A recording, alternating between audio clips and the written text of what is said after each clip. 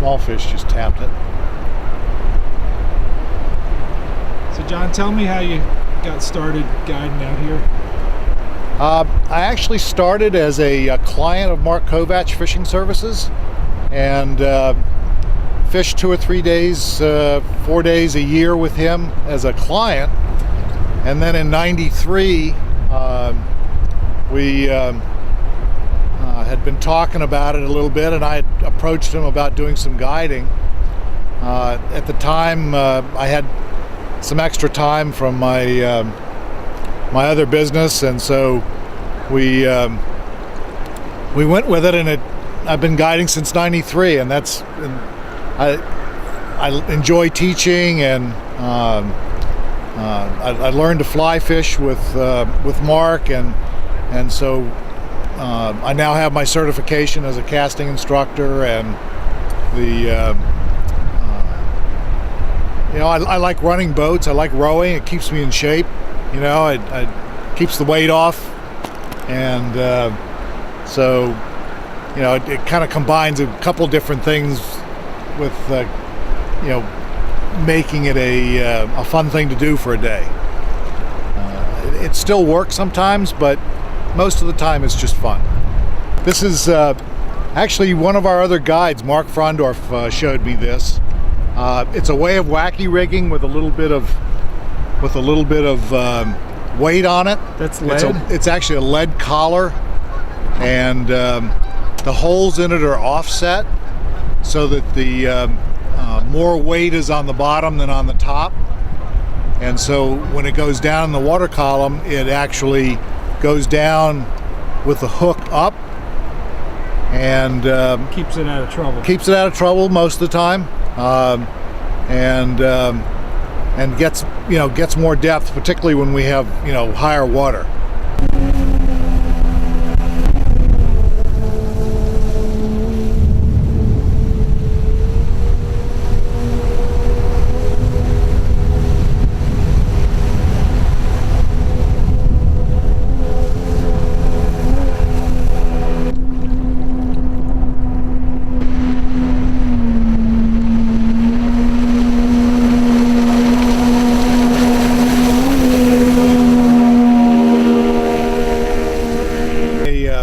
Immature bald eagle up here.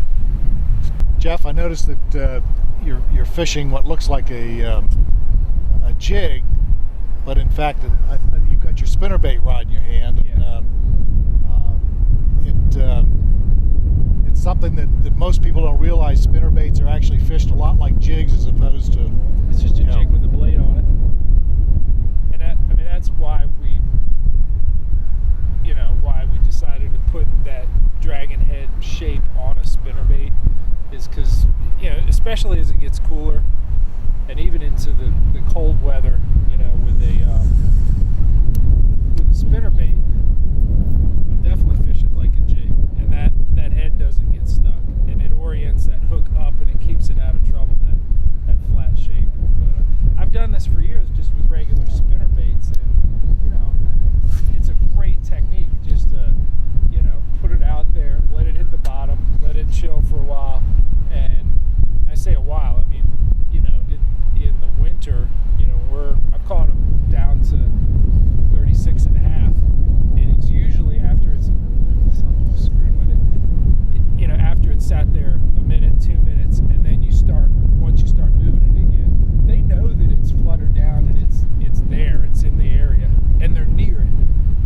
I think when there's something like that, like a spinnerbait, especially with this blade, it's single Colorado, it just helicopters down and just sits there, and they're near it. Once it starts taking off again, they grab it. But will they pick it up actually off the bottom? Not usually, but for whatever reason, that longer pause sells it better. I don't know why. Now we're not that cold yet, and I'll keep it near the bottom, and I'll hop it and make sure that it's smacking a rock every, every foot to 4 feet that it travels, it has to smack something. Yeah, we've actually got we think there's a carp actually over here splashing on the surface on occasion. That, With this rising river, I think they're picking up stuff that's as the water's coming up. They're getting, I don't know, bugs or something that's floating off these rocks. yeah, I wouldn't be at all. Yeah, that's. They're obviously eating something. Yeah, yeah, because it's not. A lot of times the carp will jump just to jump and make a big splash, Jump and for joy. Yay. you know, yay, we're happy. But you know, these were actual eating. Yeah. Rising river. There he goes again. They're just on this side of that current seam. There must be something there. Yeah. Well, I guarantee you, there's a whole school of carp laying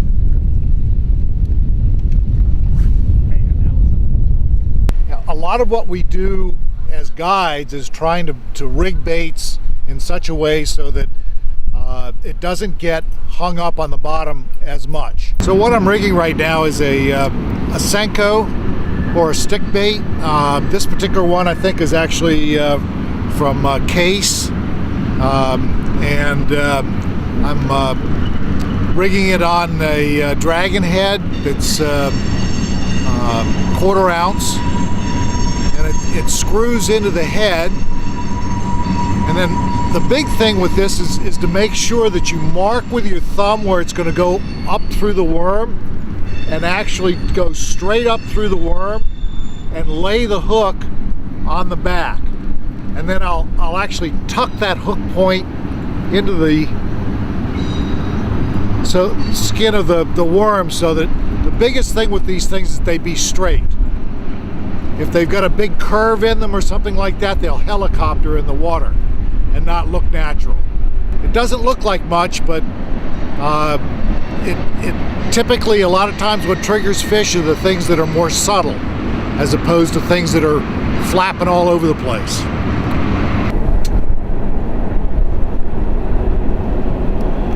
Decent fish. All right. What'd you get him on, Roy? It's a smoked grub, 5-inch Kalen's grub with purple flake on one of our 1/8 ounce dragon heads.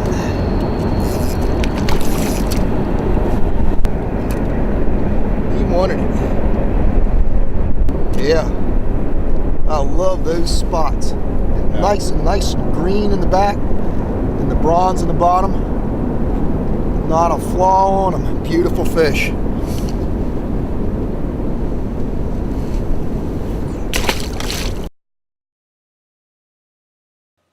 confidencebaits.net